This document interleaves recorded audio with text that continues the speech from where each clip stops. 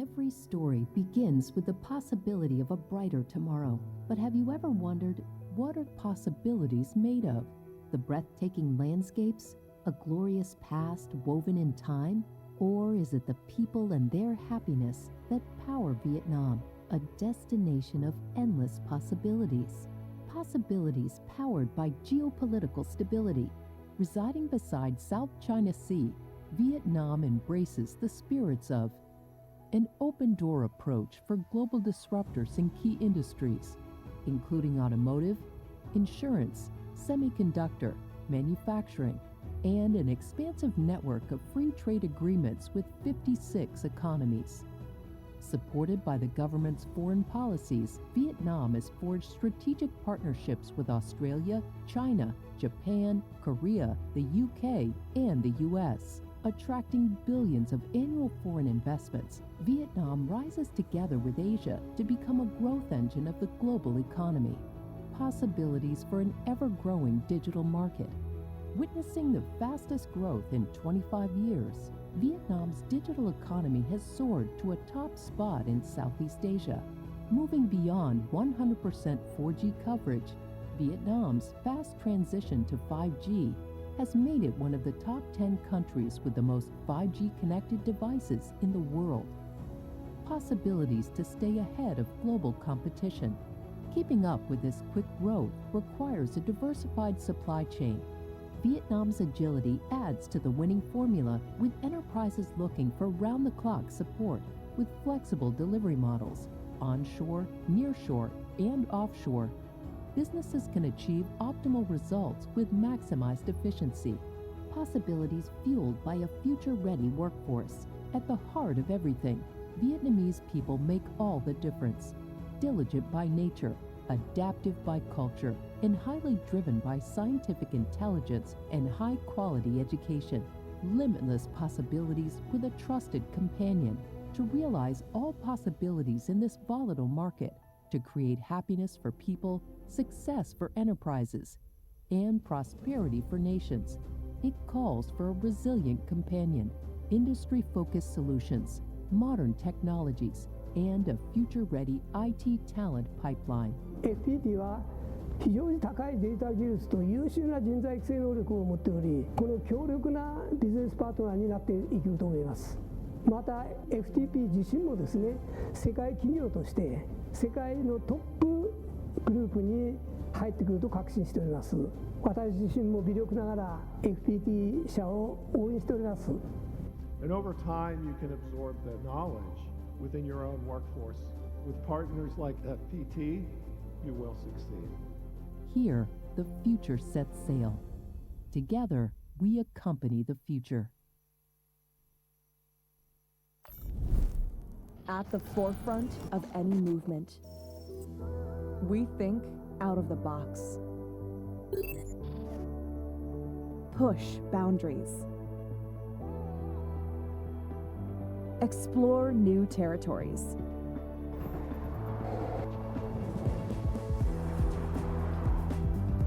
Boldly going where no one has gone before. Being driven by what drives you. We always feel the urge to move forward fast and go that extra mile to help you keep the world in motion. Being there, wherever, whenever you need us. Beyond a partner. Beyond an employer. We can be a lot, but the future can only be one thing. A future of possibilities, driven by smart, connected, and responsible technologies. For this, we need to embrace the world through technological empowerment, nurture continuous innovation, unlock the potential of AI, and establish impactful global partnerships. Diversify and expand delivery models that work best for clients while propelling Vietnam as the world's destination of technology and stability. Create possibilities with future-ready talents. and progress toward a sustainable future for all.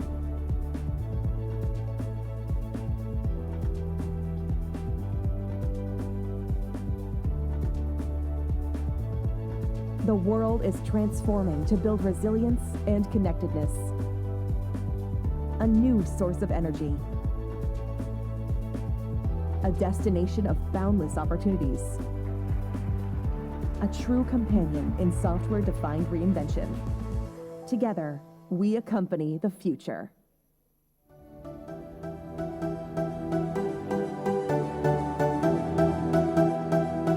Good afternoon, and a warm welcome to everyone gathered here today at FPT campus. On behalf of FPT Corporations and the Vietnam Software and IT Services Association, VINASA, I am thrilled to have over 300 tech leaders, young IT talents, and practitioners joining us today. We are going to have the next 90 minutes in the conversations with an Indian IT visionary, a legendary figure in the global IT services industry. We'll hear from him about the technology trends that are redefining the world and other things that are very important, and most of us will listen to him today. So joining with us today, I would like to introduce our esteemed guest of today. Please give a round of applause for Mr. Narayana Murthy, founder of Infosys and the father of India's modern IT boom. From Vietnam Ministry of Information and Communications, please welcome Deputy Minister Bùi Hoàng Phước. From FPT Corporations, please welcome Dr. Truong Gia Binh, founder and chairman. From VINASA, we also like to welcome Mr. Nguyễn Văn Khoa, VINASA chairman and CEO of FPT Corporation. Thank you for being here with us today, and also thank you to our online audience who are tuning from vnexpress.net and chungda.vn. First of all, I would like to invite Mr. Nguyễn Văn Khoa, chairman of VINASA and CEO of FPT Corporations, to go on stage and deliver a welcoming speech. Please welcome.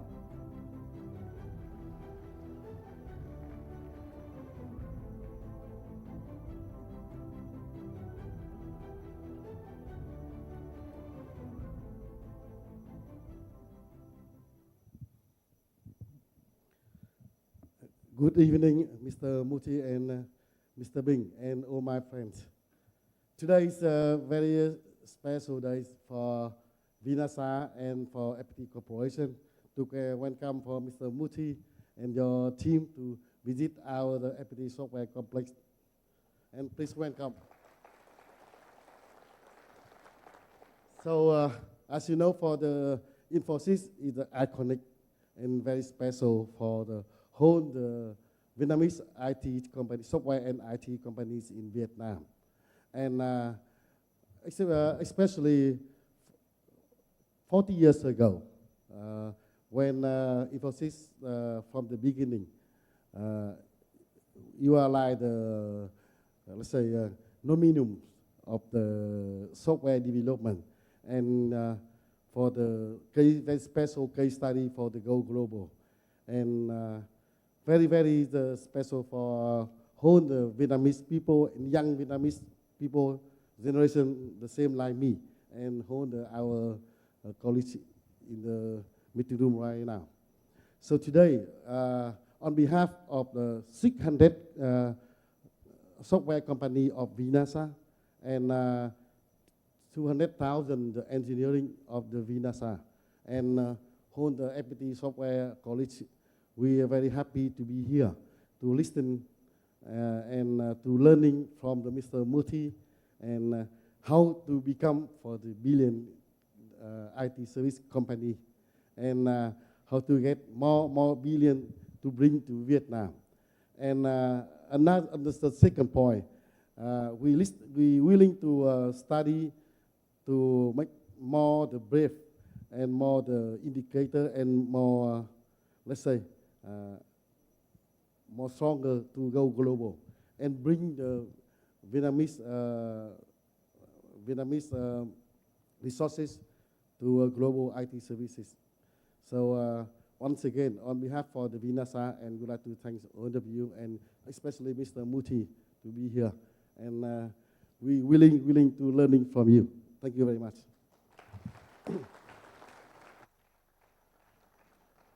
Thank you, Mr. Nguyễn Văn Khoa, for your welcoming words. Ladies and gentlemen, now I would like to invite Deputy Minister of Information and Communications, Mr. Bùi Hoàng Phương, on stage to officially kick off this event. Please welcome.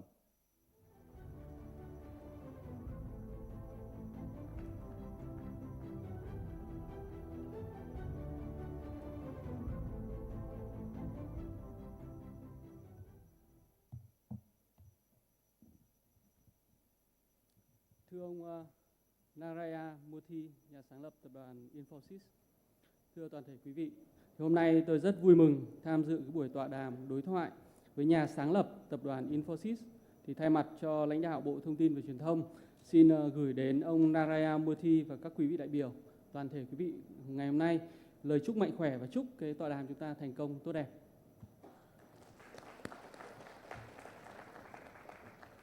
Thưa toàn thể quý vị biểu, thì trong hơn 50 năm qua, quan hệ hợp tác Việt Nam - Ấn Độ luôn được duy trì tình hữu nghị bền vững và ngày càng phát triển tốt đẹp. Đặc biệt trong bối cảnh hiện nay, các lĩnh vực về chuyển đổi số, công nghiệp phần mềm, bán dẫn, trí tuệ nhân tạo là những lĩnh vực có nhiều tiềm năng, nhiều dư địa để thúc đẩy phát triển giữa hai quốc gia. Đồng thời hiện nay với sự xuất hiện của công nghệ số mới, tôi đơn cử như công nghệ AI đi kèm với sự bùng nổ của ngành công nghiệp bán dẫn, Việt Nam và Ấn Độ, chúng ta đều đang tập trung nỗ lực thúc đẩy phát triển các lĩnh vực này để thúc đẩy tăng trưởng kinh tế, góp phần phát triển đất nước. Thưa quý vị, tại Việt Nam thì ngành công nghệ thông tin và công nghệ số đã có sự phát triển vượt bậc, tốc độ phát triển bình quân là trong 10 năm qua là đều từ 15 đến 20%. Doanh thu các hoạt động phần mềm và dịch vụ công nghệ thông tin, hoạt động phần cứng, điện tử và hoạt động nội dung số năm 2023 của Việt Nam đã đạt là trên 140 tỷ đô la Mỹ.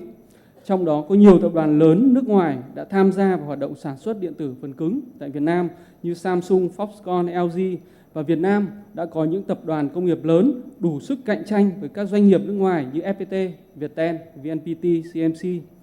Tại Việt Nam có hơn 180 trường đại học cao đẳng đào tạo về công nghệ thông tin, điện tử, viễn thông với quy mô là 50.000 kỹ sư tốt nghiệp hàng năm. Đây là một lợi thế rất lớn của Việt Nam trong quá trình thúc đẩy phát triển công nghệ thông tin, công nghệ số.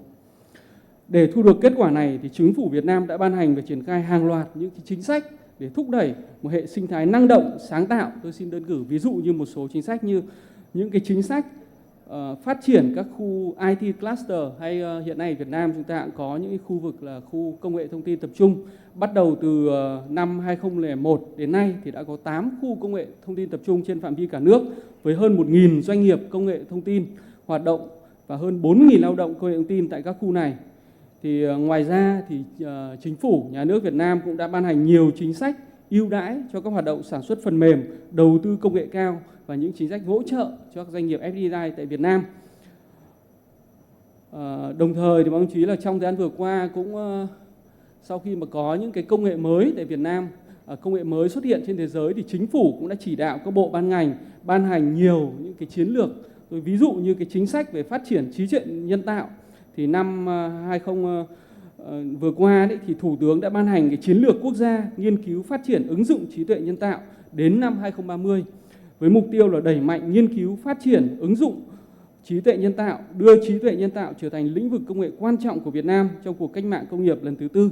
Và đến năm 2020 thì định hướng Việt Nam sẽ trở thành trung tâm đổi mới sáng tạo, phát triển các giải pháp ứng dụng trí tuệ nhân tạo trong khu vực ASEAN và trên thế giới. Ngoài ra thì trong thời gian tới đây thì Chính phủ cũng đang tiếp tục ban hành rất là nhiều cơ chế chính sách hỗ trợ. Tôi đơn cử như là trong dự kiến là trong tháng 6 tới đây thì sẽ ban hành đề án phát triển nguồn nhân lực ngành công nghiệp bán dẫn đến năm 2030, tầm nhìn đến năm 2030. Và sẽ ban hành là chiến lược phát triển công nghiệp bán dẫn Việt Nam đến năm 2030, tầm nhìn 2050. Đồng thời thì vừa qua thì Chính phủ ông chí là cũng đã trình lên Quốc hội để dự kiến là trong năm 2024-25 tới đây thì sẽ ban hành cái luật công nghiệp công nghệ số để đưa ra những chính sách hỗ trợ thúc đẩy cho cái lĩnh vực này. Thì thưa toàn thể quý vị, thì Chính phủ Việt Nam, Bộ Thông tin Truyền thông luôn hoan nghênh và sẵn sàng chào đón các cái doanh nhân, những cái tập đoàn lớn của Ấn Độ sang thăm Việt Nam đầu tư trong lĩnh vực quan trọng tiềm năng là công nghệ thông tin và công nghệ số. Thì với sự xuất hiện của ông Narayana Murthy trong buổi tọa đàm ngày hôm nay thì đã khẳng định cái sự quan tâm và vị thế quan trọng của công nghệ thông tin và công nghệ số của Việt Nam trong con mắt của bạn bè quốc tế. Đặc biệt tôi cũng ghi nhận sự tích cực và chủ động của tập đoàn FPT trong việc hợp tác thu hút những cái doanh nghiệp cá nhân uy tín trên thế giới đến Việt Nam. Trong thời gian vừa qua thì báo toàn thể quý vị là có lẽ là FPT có lẽ là một trong tập đoàn đi đầu. Đấy, không chỉ là hôm nay là mời ông Murthy mà trước đây trong thời gian gần đây thôi, một vài tháng gần đây là FPT cũng đã rất là chủ động trong việc là mời rất là nhiều những cái doanh nhân, những cái tập đoàn lớn đến quan tâm đến Việt Nam.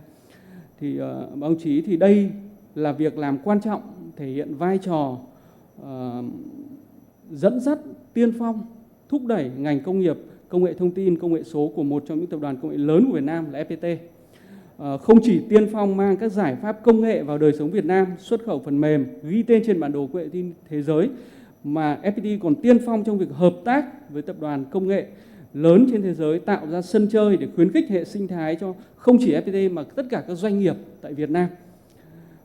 Thưa quý vị đại biểu, thì công nghệ thông tin, công nghệ số được xem là một cái lực lượng sản xuất mới, thúc đẩy phát triển kinh tế số, chuyển đổi số, góp phần thúc đẩy quá trình công nghiệp hóa, hiện đại hóa đất nước. Để cái buổi tọa đàm ngày hôm nay đạt được kết quả thì tôi rất là mong muốn ông Murthy với tầm nhìn và kiến thức, kinh nghiệm và năng lực của mình cũng chia sẻ thẳng thắn những cái tâm huyết cho đại diện cộng đồng doanh nghiệp công nghệ thông tin Việt Nam về tư duy đổi mới, sáng tạo trong quản lý điều hành doanh nghiệp, sự phát triển các xu hướng công nghệ mới cũng như cơ hội cho doanh nghiệp công nghệ thông tin, công nghệ số Việt Nam. Như lúc nãy là anh Khoa có nói đấy, làm sao để kiếm được nhiều tỷ đô la về cho đất nước. Đồng thời thì cũng với uy tín của mình thì tôi cũng rất là mong muốn ông Murthy sẽ cố gắng kêu gọi cộng đồng doanh nghiệp Ấn Độ nói riêng và các quốc gia khác trên thế giới nói chung có những hợp tác sâu hơn, cụ thể hơn với những doanh nghiệp Việt Nam, là cầu nối để kết nối những doanh nghiệp Việt Nam với cái hoạt động sản xuất kinh doanh tại thị trường Ấn Độ và quốc tế. Đối với tập đoàn FPT thì cũng rất mong muốn là tập đoàn tiếp tục thể hiện vai trò tập đoàn doanh nghiệp công nghệ thông tin, công nghệ số lớn của đất nước, tiên phong về chuyển đổi số Việt Nam, tiếp tục tập trung phát triển công nghệ thông tin, công nghệ số, thiết kế, sản xuất, vi mạch, bán dẫn và đào tạo nguồn nhân lực cho lĩnh vực này. Ngoài ra thì ngoài cái việc thể hiện vai trò trong nước thì FPT cần tiếp tục thể hiện vai trò của mình trong việc ghi tên tuổi Việt Nam trên thị trường quốc tế. Đối với cộng đồng doanh nghiệp công nghệ thông tin, công nghệ số tham dự cái tọa đàm ngày hôm nay thì tôi nghĩ đây là cơ hội để các bạn được nghe một trong những cá nhân có uy tín, có ảnh hưởng lớn đến sự phát triển công nghệ thông tin, công nghệ số của Ấn Độ nói riêng và toàn thế giới nói chung. Tôi cho rằng những chia sẻ của ông Murthy sẽ giúp cho các bạn có một tầm nhìn mới, một tư duy quản lý doanh nghiệp trên con đường khởi nghiệp, đổi mới sáng tạo, động lực và nguồn lực quan trọng cho sự phát triển bền vững của Việt Nam. Rất mong các bạn sẽ tiếp tục giữ vững những cái đam mê, những cái nhiệt huyết của mình, những hoài bão khát vọng để tiến tới thành công. Tôi mong muốn các bạn từ những chia sẻ của ông Murthy sẽ biến thành những tư tưởng, những hành động cụ thể trong phát triển doanh nghiệp của mình. Thưa ông Narayana Murthy và toàn thể quý vị, buổi tọa đàm hôm nay là một sáng kiến rất hữu ích với cả FPT nói riêng cũng như là cộng đồng công nghệ thông tin, công nghệ số Việt Nam nói chung. Một lần nữa thay mặt cho Bộ Thông tin và Truyền thông xin chúc ông Murthy và toàn thể quý đại biểu cộng đồng doanh nghiệp công nghệ thông tin, công nghệ số Việt Nam sức khỏe, hạnh phúc và thành công. Xin trân trọng cảm ơn tất cả quý vị. Thank you so much, Deputy Minister Bùi Hoàng Phương. Ladies and gentlemen, and now is the moment we have been all waiting for, the conversation with Mr. Narayana Murthy. And there are more than 5,000 users who are joining with us and watching these conversations online through vnexpress.net and chungda.vn. Ladies and gentlemen, Mr. Murthy is a visionary leader who has been hailed father of modern IT. As the founder of Infosys, a global leader in digital services and consulting, he transformed the landscape of global technology with his pioneering spirit and innovative approach. His commitment to ethical business practices and his visionary leadership have not only shaped Infosys, but also inspired an entire generation of entrepreneurs and tech enthusiasts around the globe. Joining with Mr. Murthy on stage is Dr. Truong Gia Binh, FPT founder and chairman. Dr. Binh has been instrumental in positioning Vietnam on the global technology map with FPT Corporation and its subsidiary, FPT Software, at the pioneering forefront. Ladies and gentlemen, and now, please welcome Dr. Narayana Murthy and Dr. Truong Gia Binh. Please welcome.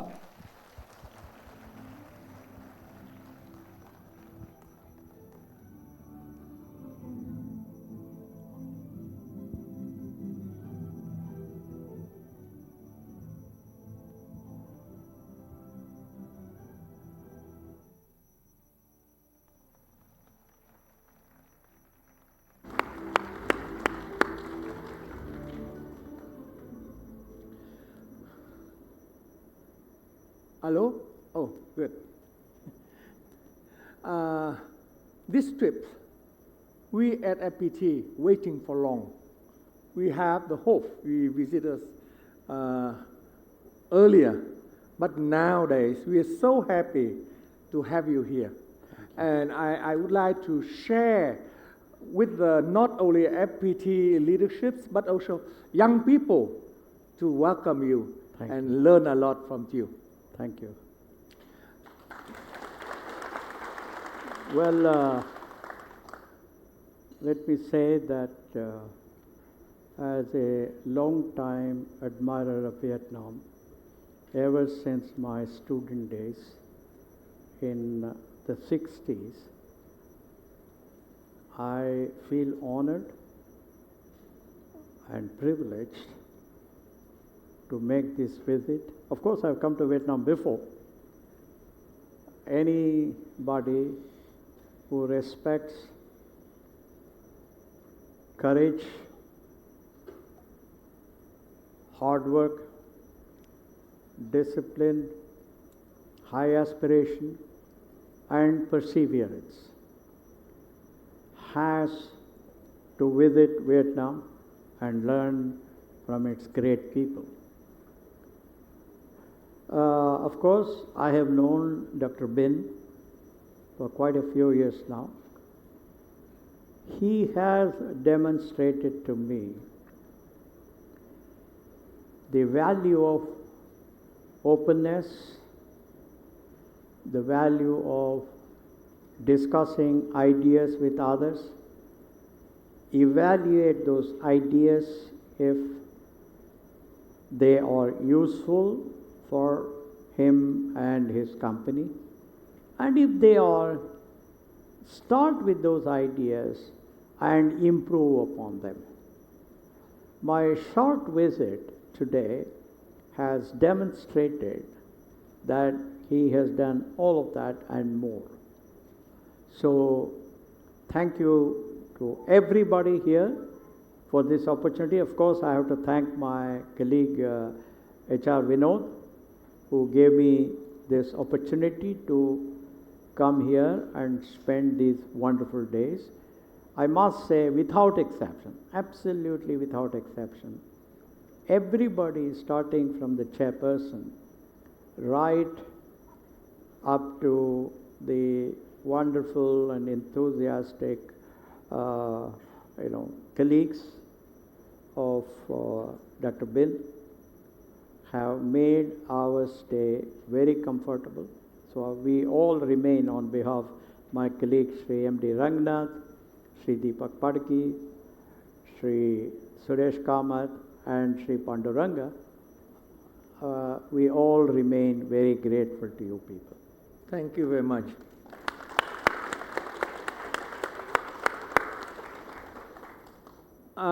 Maybe you don't know. Maybe you know. Do you know that? Who first recognized Vietnam as a Vietnam Democratic Republic? Do you know? India. I'm very happy.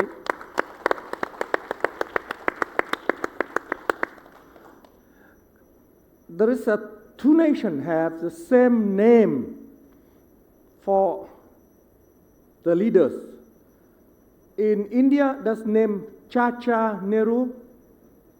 In Vietnam, named Bác Hồ. Chacha and Bác is the same. Actually, that's two founders of our governments. Thank you. Thank you very much. Thank you very much. In 1954, after Dien Bien Phu, first Prime Ministers of India, Nehru to visit us. And if you visit the temple Trấn Quốc, you see the tree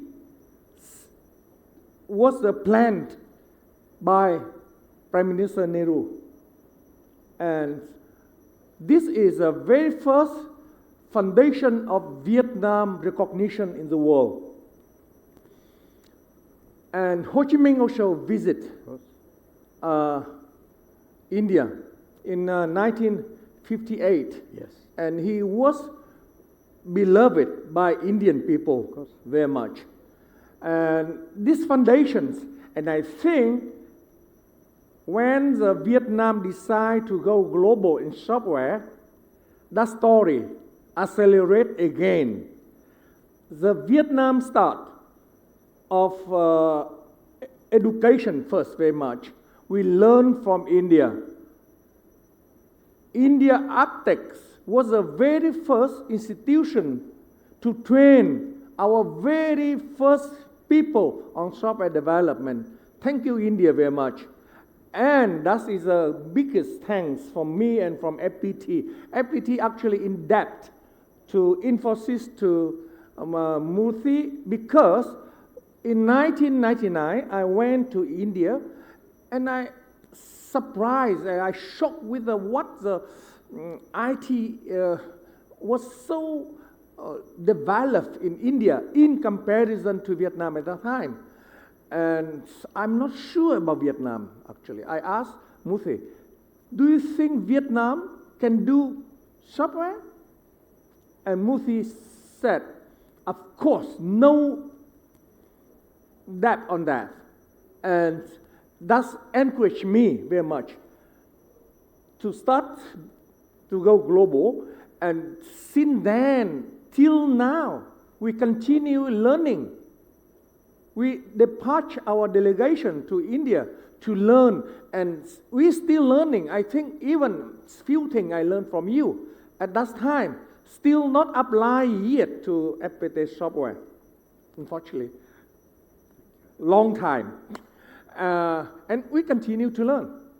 And today, we would like to learn more from you very much. You're very kind. And please express our thanks by applaudissements for Infosys.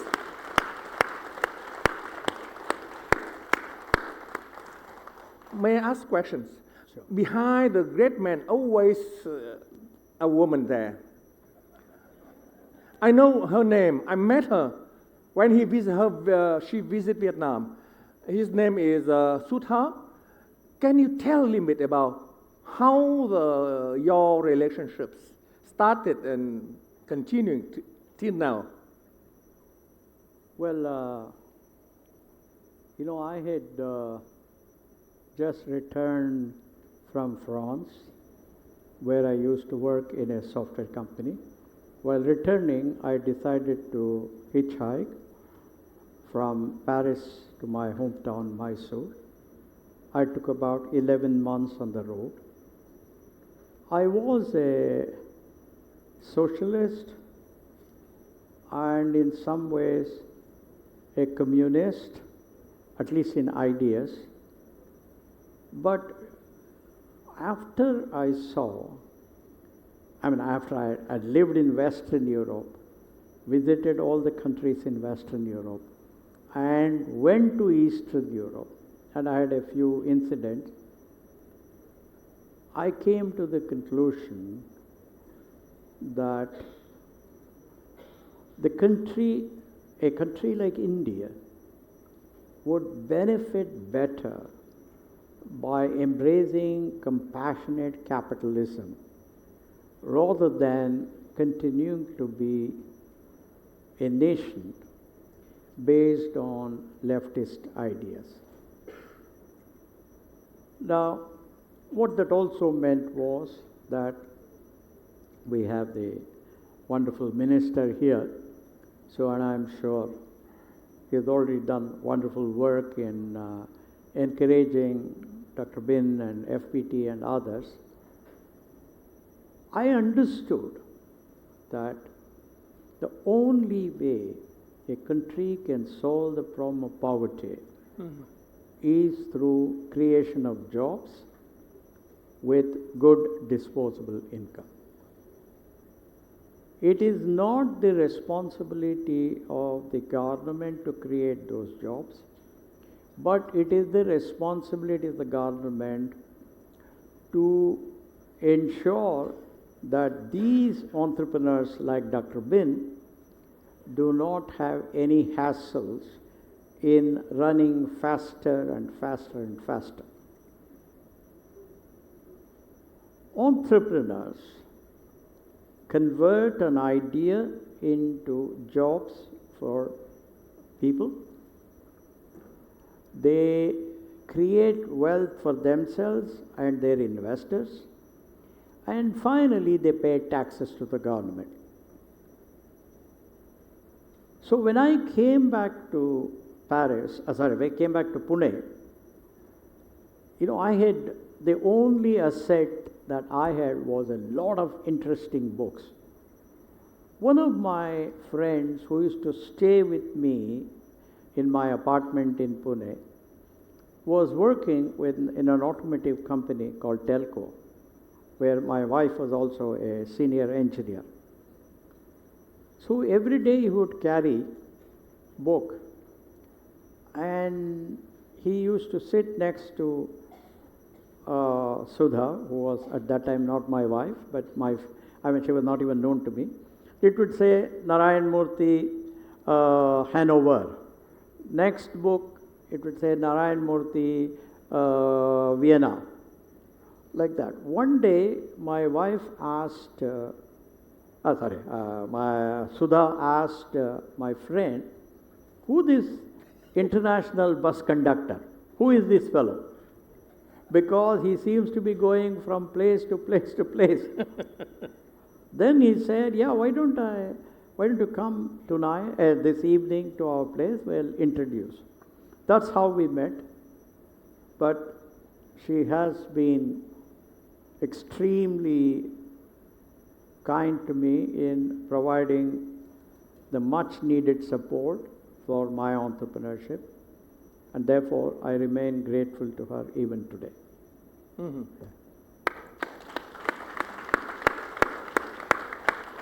Okay, I add to the stories what Narayana Murthy just told by my listening from the lady Sutna.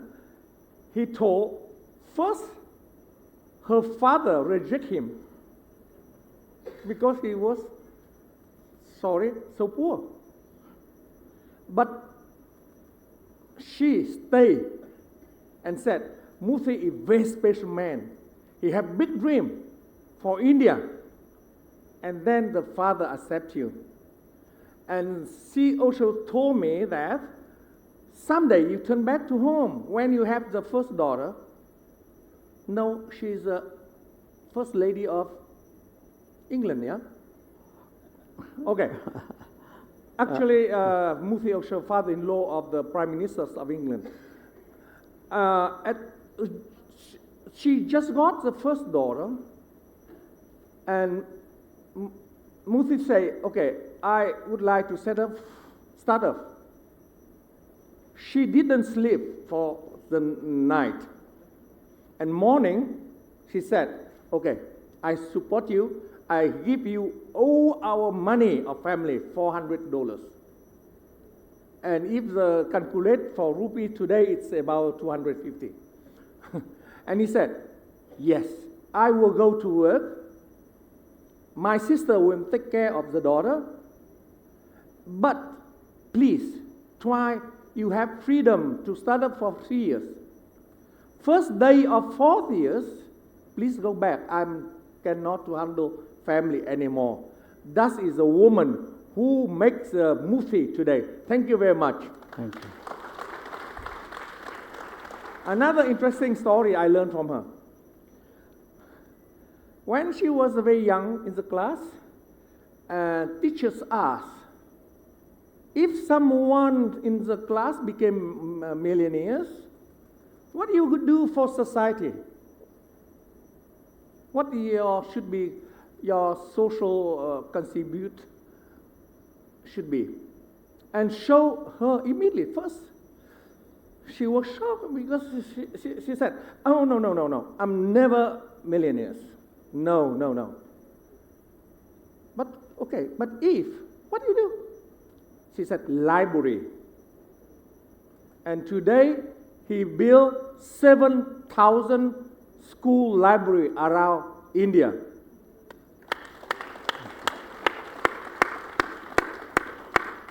Amazing woman. And therefore, please, young people who would like to start up, we should choose appropriate woman, okay? Thank you very much. Thank you very much. Thank you. And what's the idea behind when you again go for startup? What do you think? That's for family wealth or for technology, passion, or for what you do it? No, as I pointed out earlier, my experience in France, in a westernized democracy, my not so pleasant experience in Eastern Europe, they were all communist nations, had convinced me that the only way a country can solve the problem of poverty is through creation of jobs, and that only entrepreneurs can create those jobs. So therefore, I wanted to conduct an experiment in entrepreneurship. So I said, look, I would be needed a lot more in India than in France. So therefore, let me go back to my country and conduct that experiment. That's how I returned to India. My first experiment, Softronics, was a failure. I had forgotten one important part of entrepreneurship, and that is to assess the market size. At that time, there was a very small market for software, and most of it was in government, and it was very difficult to work with government. So therefore, I pretty quickly closed Softronics. Then I took up a job as the general manager of software in a company in Bombay. There I met 6 bright youngsters, juniors. And I had told my boss, right when I joined them, that I'll be here for a few years, but then eventually I'm going to start my own. So in 1981, I realized that there was a lot of opportunity in the US for software services, because in 1979, super mini computers were introduced in the US. Mm-hmm. Super mini computers were inexpensive computing hardware that matched, or that almost matched, the power of mainframes, but at a fraction of their cost or price. And that led to an explosion of installation of super mini computers in small and medium-sized corporations in the US, and that automatically led to a huge demand for services. So I had predicted that, in the sense I was observing it, and therefore I said, look, the super mini computers have come in 79, and this is the time for me to make use of this opportunity. So I went to my boss and told him I want to start my own company. And then these youngsters were there. I offered them equity. I distributed 77% of my equity to youngsters. They were all 5 to 6, probably 6 to 7 levels below me. They were mostly programmer trainees or analysts, etc. But for me, money was not as important, but success in proving that entrepreneurship can indeed create a large number of jobs. That was my holy grail. That was what I wanted to prove to myself and to the country. God was kind, and therefore we have come so far. That's what I would say. Thank you. Thank you. It's a very in alliance with what FPT is thinking about. Yes, we try hardly for first millions, for 100 million, and now is a billions, and we're coming to next billions, etc. But our motive always is about youth. We think we should create more and more jobs for youth, an interesting job, this technology job that's changed their life, and we did it continuously. And today we have 70,000 people, but we plan to reach 1 million staff, digital staff, in 2035. Do you have similar numbers for numbers of employees? Infosys now have, Infosys today is giant. That's about the nearly 19 billion US dollars revenues. Market cap about 7.77. 71 Yeah, billion. Yeah, quite big. And staff is 320,000 people, much more than FPT now. And do you have envisions the numbers in future? Well, I have now retired. Therefore, I don't go to Infosys. I've even retired from Catamaran, which Mr. Rangnath and Deepak Padki handle. If they want to talk to me, they will come to my office. Now, as far as FPT is concerned, as I said this morning, and yesterday too, you are unique. Vietnam is unique. I'll tell you why. Look at the entire Asia.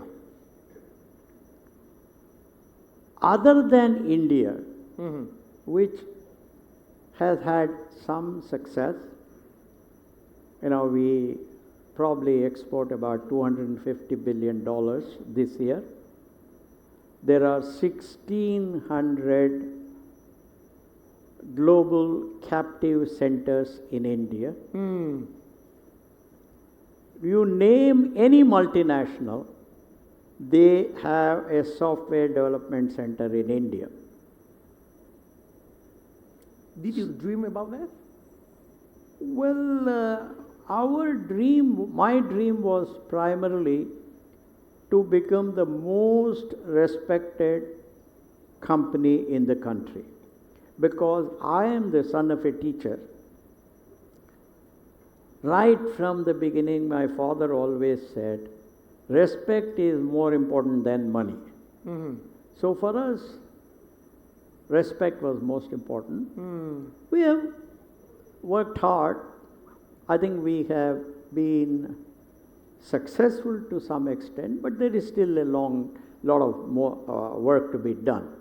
So my view is, other than India, Vietnam is the only country in Asia, not Singapore, not Japan, not China, not Malaysia.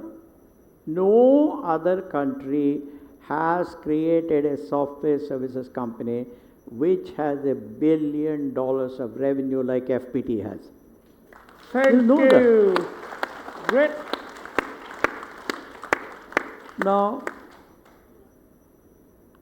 since there are two of us here who have had the experience of doing it, I can tell you it's not easy. Singapore can get talent from anywhere in the world. You know, their per capita GDP is high. China is the second most powerful economy in the world, about $19.6 trillion, next only to the US. Japan is third or fourth most prosperous country in the world. But they have not done, because this is not an easy task, which Dr. Binh and the leadership of FPT have demonstrated. Therefore, my own view is that with the extraordinary leadership that you people have at FPT, with God's grace, I believe that you people would be able to reach your second billion much faster than what you have been able to do, what you have been able to achieve the first billion. Let me give you our own data. We took 23 years from 1981 to 2004 to achieve the first $1 billion. But the second $1 billion came in 23 months. The third billion came in 11 and a half months. So the point I'm saying is, why am I very confident about FPT and Vietnam is, you are an extraordinary set of people. Your determination is second to none. Second to none. No other nation has demonstrated the courage, the aspiration that you have demonstrated. I don't want to get into details because this is a public forum. Therefore, whatever you set out to do, as long as entrepreneurs like Dr. Binh and his team have been fully encouraged and supported by the Honorable Minister here and his government, I have no doubt at all that they will create, today they may have created 30,000 jobs. They will create 300,000 jobs. They will become probably $12–13 billion. It is absolutely doable, because I'm saying from my own experience. So that's my view of FPT, my view of Vietnam. That's my belief. Yeah, that's amazing. 24 years ago, I came to Narayana Murthy, and he said to me, Vietnam can do software. And now he said, you reach already 1 billion, and next billion, by the rule, Murthy rule, Murthy law, the same time we reach first million, but change from year to month. And therefore, thank you very much. Yeah, new target for FPT software, they have to in 2 years. Thank you so much. That's amazing story. Maybe in some God have this connection between Infosys and FPT. Connection between Infosys and some connections. FPT, Infosys and FPT. I'll tell you, both were founded by entrepreneurs. Entrepreneurship is all about converting an idea into jobs, converting an idea into prosperity, converting an idea into taxes for the nation. Entrepreneurs are primarily dreamers, because they have to come out with an idea and they have to work extremely hard only Dr. Bin and all his team will know how hard they had to work. As late Robert Kennedy, who borrowed the words of George Bernard Shaw, said, most people see things as they are and wonder why. I dream of things that never are and then say, why not? That is the beauty of entrepreneurship. While everybody is saying it is not possible, it is difficult, that difficulty is there, this is there, an entrepreneur like Dr. Bin says, this is a great idea. I will succeed. Why not? Let me try it out. So therefore, I think in some way, entrepreneurship, the words of late Robert Kennedy, are in some sense what motivated both of us, our team and your team.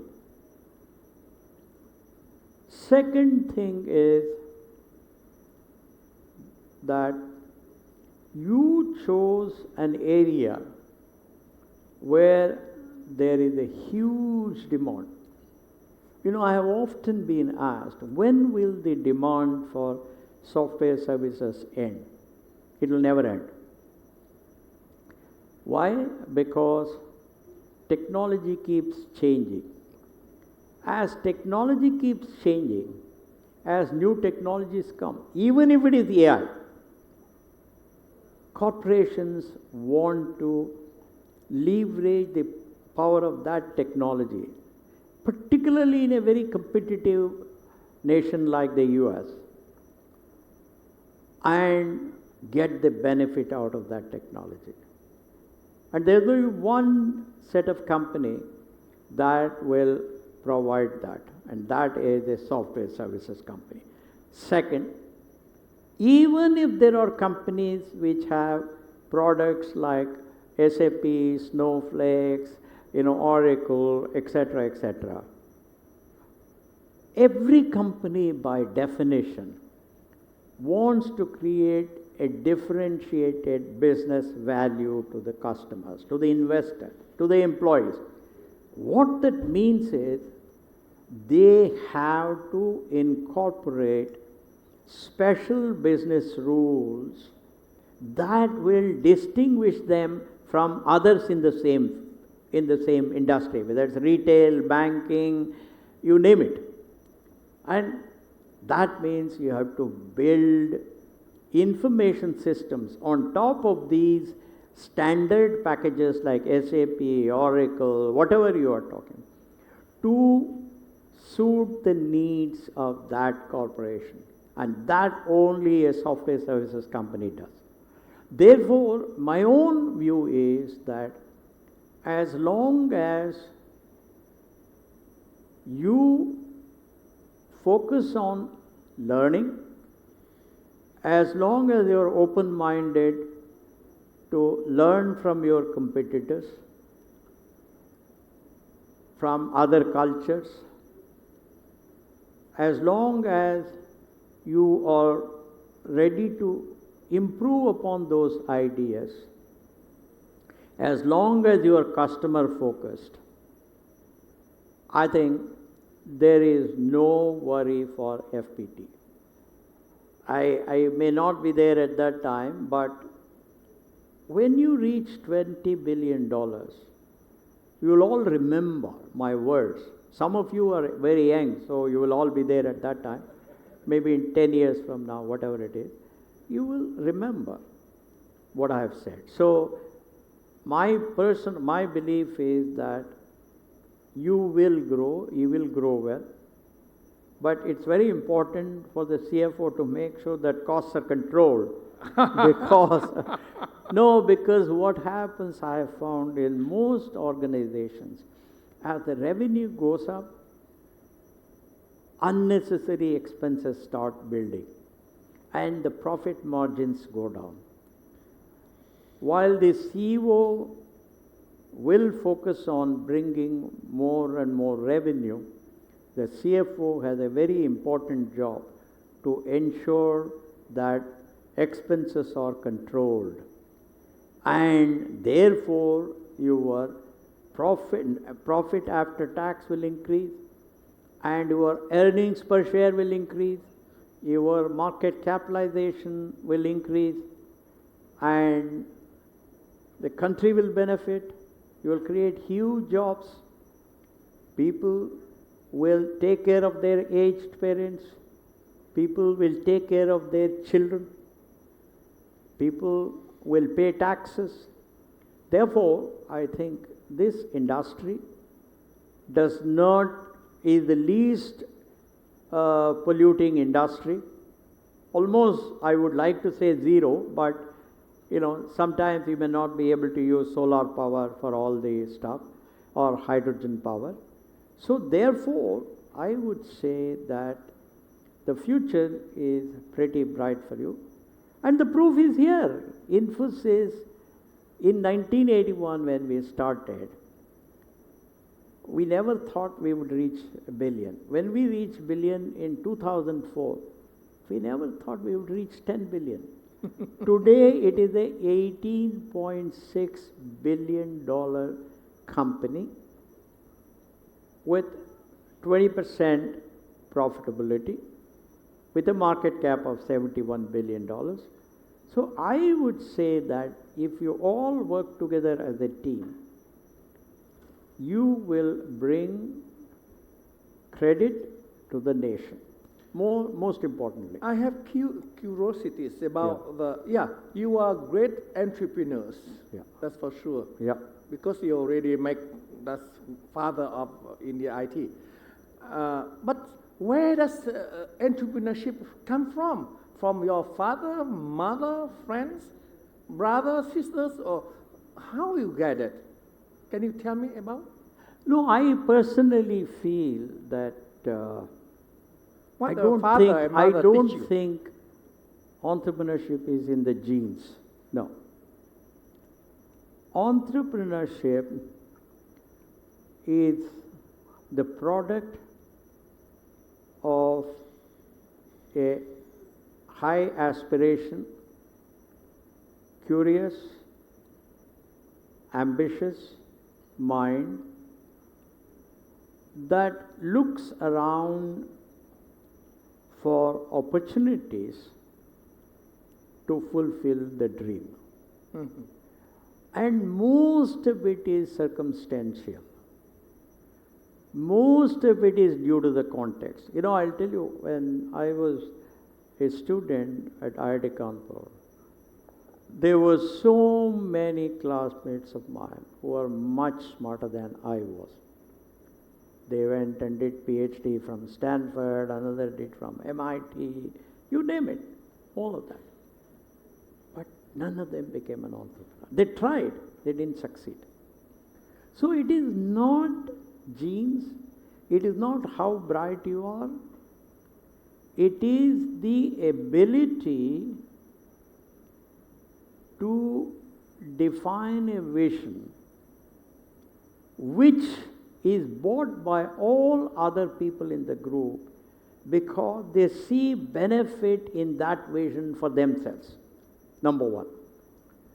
Number two, it is the ability of the entrepreneur to become a leader. What is leadership? Leadership is all about raising the aspirations of people. It's about making people more confident. It's bringing hope to people. It's about making people feel an inch taller in your presence. And it is about implementing the famous adage that a plausible impossibility is better than a convincing possibility.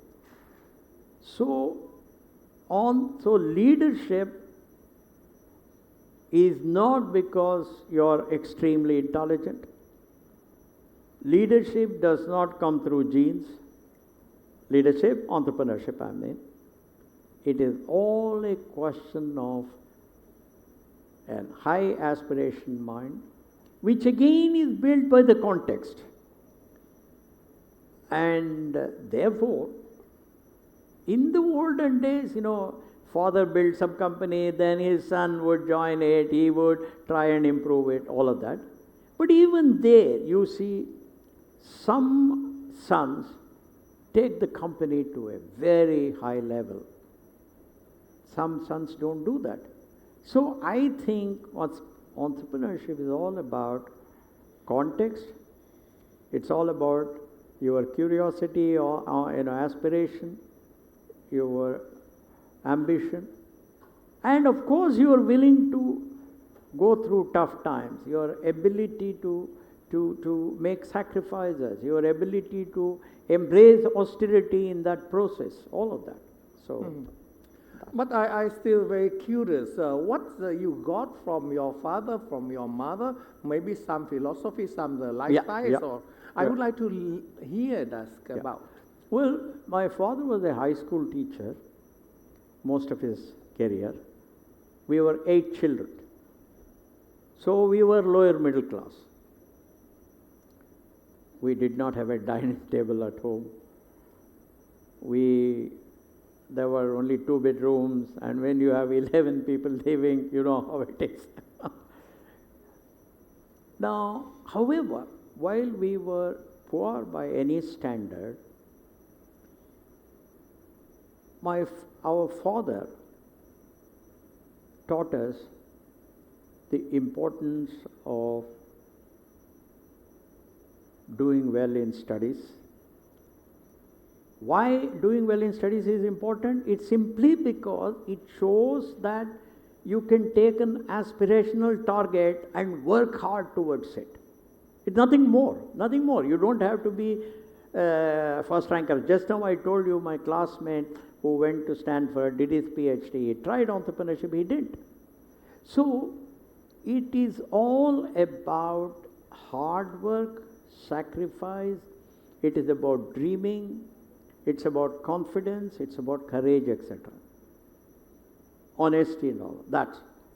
But my mother taught me compassion. She taught me generosity. Because as far as I know, there is no other entrepreneur in the world who gave 77% of the equity to people who are 6 to 7 levels below them. Nobody. You name one, I will admit I was wrong, but I haven't seen anybody. That quality came from my mother, generosity. And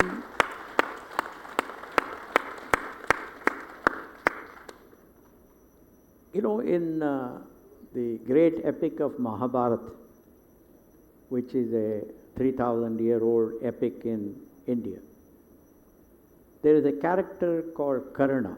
Karna was the eldest brother among Pandavas, the good guys. It so happens that he gets separated at birth and all of that. Anyway, but he was known as the most generous person. My mother kept on, talking about him. She would take us to see dramas where Karna's role was emphasized. And she would, even though we ourselves were poor, she would invite, every day for dinner, one kid from a poorer family, even though we ourselves were poor. That is, in Kannada, it is what's called Varanna. That is a concept only Ranga, then all my colleagues will understand. So that Varanna means invite a kid, a student, from a poorer family, let him or her have dinner with you.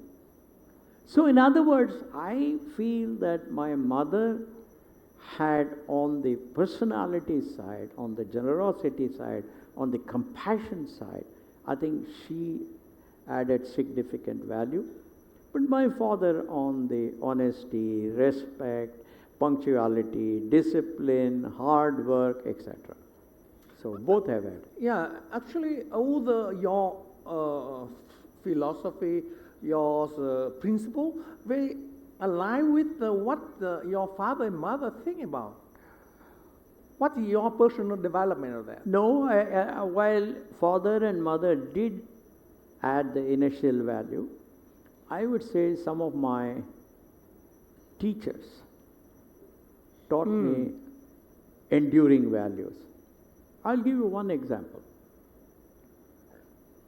We had our high school headmaster who used to teach us chemistry. And one day, he was conducting an experiment using sodium chloride, which is common salt. So I was sitting in the front bench with 3 more classmates, and he was trying to pour common salt into a test tube. He was very stingy, very careful. So my classmate who was sitting next to me burst out laughing. So Mr. K.V. Narayan, KVN we used to call him, KVN stopped the experiment. He came to the first bench and he asked my friend, "Young man, what's so funny about what I was doing? Why did you burst out laughing? Children are more honest than elders." So he said, "Sir, you were so stingy with common salt." That's where I was amused. Then he said something which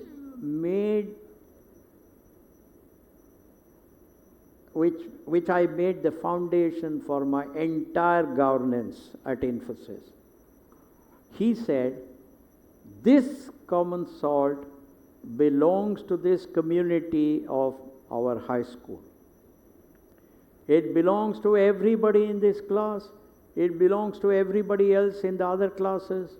It belongs to every teacher. It belongs to every staff. It belongs to every janitor. Therefore, I have to treat this common salt with the utmost care." On the other hand, the class is ending in another 10 minutes. Please come to my house. I will give you a full glass jar full of common salt, free, because that's my personal property. So then he emphasized the importance of how you should treat community property, how you should be more careful about that is, for example, if something belongs to FPT Corporation, we must treat it as a great thing. But on the other hand, if his or her own, it's okay. I think that was the principle on which the governance foundation was laid for Infosys. So I think there are many others. I've learned much from my bosses too, but this is not the time to get into those details. Yeah, maybe that's time to share. You was entrepreneurs and you did startup and you grown up and you built Infosys. What secret behind the scenes? Let the people should know a little bit about that. No, I think the secret is that in the office, each one of us has an important role to play. The janitor cleans the conference rooms. The CEO takes strategic decisions. His secretary has to make sure that his time management is perfect, etc. So in the office, we are not friends. I report to you. You have a duty. I have a duty. I just have to do what I am supposed to do. I can't argue with you. But the moment I leave the office, you and I are friends. We can go together for dinner, lunch, whatever it is. I come to your house, you come to my house. We are very friendly. But in the office, you are the boss. You say that this has to be done, I better do it. So I think the ability to separate official responsibilities from personal relationship is what is extremely important. Most developing countries, they don't separate the two. May I ask one question? From my observations, you have your teams, great men who also together with you did, of course, great Infosys. But I feel they're so loyal to you. They listen to you as. No, I don't know. How you do it? No, I think we are all loyal to a cause. That cause is that whether it is Infosys or Catamaran will maximize respect for itself by doing ethical things. That's all the principle. Whether it is Deepak or Ranga or anybody, their focus is how do I maximize respect for Catamaran? Or all our Vinod, myself, Deepak, Ranga, Pandu, Suresh.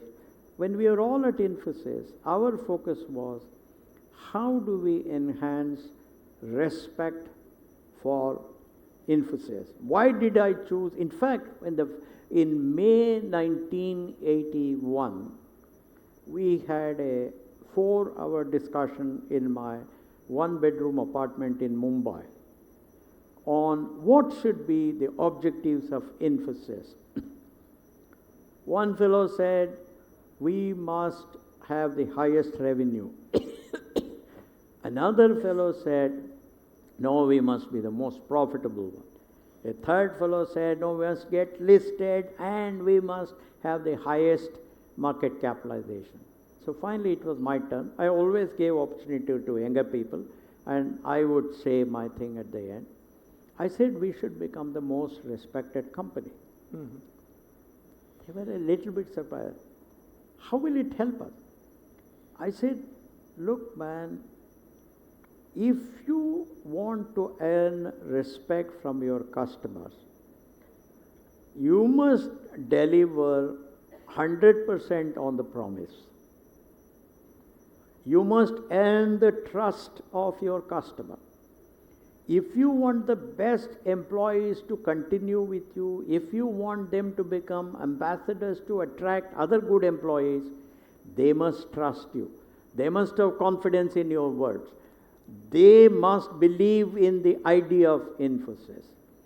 If you want long-term investors, then you must follow the finest principles of corporate governance. And all these things lead to respect. And similarly, if you want the government to trust you, you must become the most respected company. They must say, the minister must say, these people can be fully trusted. They will not take advantage of me. They will not bring bad name to me. All that will happen because of the respect one earns through our actions. So I told my youngsters, let us try to be most respected rather than we'll be the company with the highest revenue, highest profit. None of this is as permanent as respect. So I think that's what I would say. This morning you explained to managers of FPT, first point is sell. No sell, no company. Yeah. Sell. Yeah. Second, finance. Yeah. Absolutely. And third is human resource. Yeah. And the rest. Yeah. Can you tell how you think in this way? You put that order. Yeah. Well, some of my younger colleagues got upset because I said the most important function of a company is sales. They said, no, why are you saying, what about us? We develop software. Somebody has said, no, I'm in finance. I said, man, if a corporation does not sell to its customers, there is no revenue. If there is no revenue, you can't pay any employee. If you can't pay, they will all leave and go. So the most important function of a corporation is the sales function. The second, so many corporations start earning money, but they all start spending money as if there is no tomorrow, and they start making losses. We all know that, right? That's the story of all the unicorns and all of that. So therefore, the second most important thing is finance.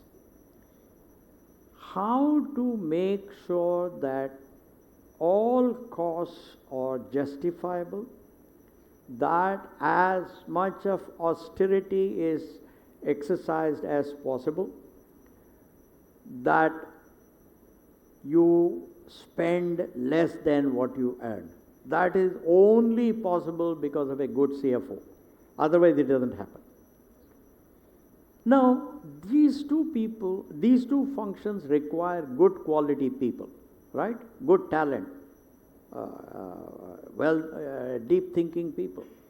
And that is the job of the human resources, the third one, because human resources function satisfies the famous statement that the task of any corporation is to attract, enable, that means train, empower, that is create an environment where every employee feels that in this company there are two winners, me, the employee, and the company.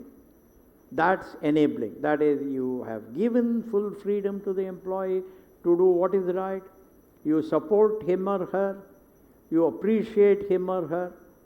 You criticize in private when they commit a mistake. And he or she has a sense of ownership. And finally, that is, attract, enable, empower, and retain the best and the brightest. What do most employees look for? My own experience says it is not money. Money is important. There is a certain hygiene factor of money. But they all want respect and dignity. You know why? I have interviewed hundreds of Infosys people at different levels. I learned the following thing. Sir, at home, I have a wife. I have children. They look up to me as if I am the leader. They come and consult me for decisions. I may be a driver in the office, but at home, I am the leader. They consult me in all important decisions. They respect me. My parents respect me. Now, when I walk into the company's campus, if I am treated that in a way that reduces my self-esteem, I don't want to work in that company. Even if the salary is 10% lower, I don't care.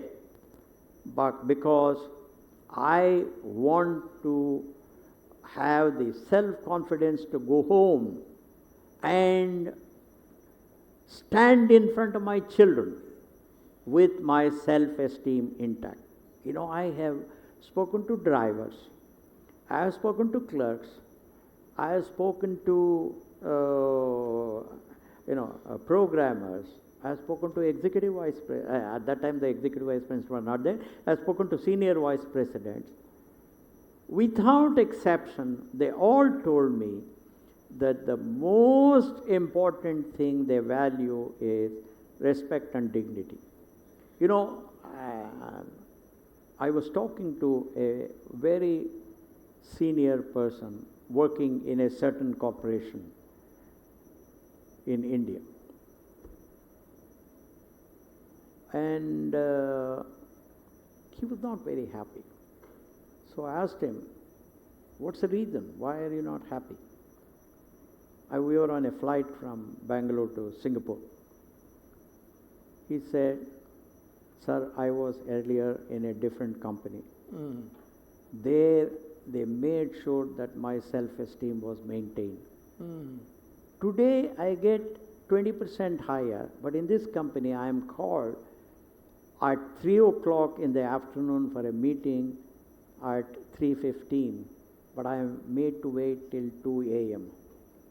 They don't care that I have my family, I have my children who are waiting for me. So he said, if I have an opportunity, I'll go back to that company. So I think at the end of the day, the responsibility of leaders of FPT is to ensure that there is full respect and dignity for every employee. Doesn't matter whether he's a janitor, whether he's a whatever, CEO, doesn't matter. Everybody has to feel. And that's why I said the task of a leader is to make his colleagues feel an inch taller in his or her presence. That is the most important job of a leader. Yeah, actually, organizers remind me we have about less than 5 minutes. Sure. And please predict future of Vietnam and youth of Vietnam. Yeah. No, I tell you. In next, let's say, how many years? You know, you have actually Vietnam actually in the 45 this means 21 years, right? Yeah, Vietnam 100 years of independence. Yeah, predict future no, of you know, Vietnam I frankly, I don't want to get to specific numbers because that's not proper. What I can say is, but you are very good at numbers. You're excellent numbers. No, I'll tell you, where I am very confident is because you have courage, you have self-confidence, you work hard, you are disciplined, you are ready to make sacrifices. This is one of the very few nations in the world that has those attributes. My personal feeling is that you will continue to grow. You're already $4,300 per capita, and you will continue to grow faster than most economies in the world. And therefore, I think your future is bright. And this country will bring prosperity to its people faster than most other countries. Perhaps China is an exception. Singapore is an exception. But China is already so big, okay? We can't take China as an example. Other than a few countries like that, I think you will perform very well. Very, very well. There is no doubt about it. It's not proper to use a crystal ball to say what per capita GDP will have. That's not right. But what is important is that you have the attributes needed to build a great nation. But whenever the youngsters here feel tired, feel like giving up, remember that the future of Vietnam depends on you. The future of your children, your grandchildren, depends upon how good a citizen you are. So therefore, I think, remember that you are the architects of Vietnam, and your seniors, your forefathers, your elders have worked extremely hard to achieve what seems to be impossible victories.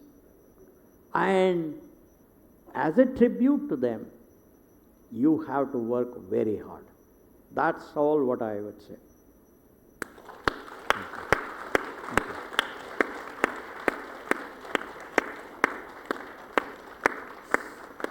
Sorry, time is over. That's very rare. Maybe once per your life, you can see legends alive to talk about the entrepreneurship, about the discipline, about the commitment, about the hard work, about the humble, simple, the human values, and you can do impossible. That's a very inspirations talk. Thank you very much. Thank you. Thank you very much. Yeah. Thank you so much, Mr. Murthy. Thank you so much, Dr. Binh, for your thoughtful sharing. And gentlemen, please remain on stage. Okay. Ladies and gentlemen, in celebration of today's special event, I would like to invite Dr. Truong Gia Binh to present to Mr. Murthy with a special gift. You're so kind. Yeah. This token of appreciation symbolizes our gratitude for Mr. Murthy's support and the enduring friendship between Infosys and FPT Corporation.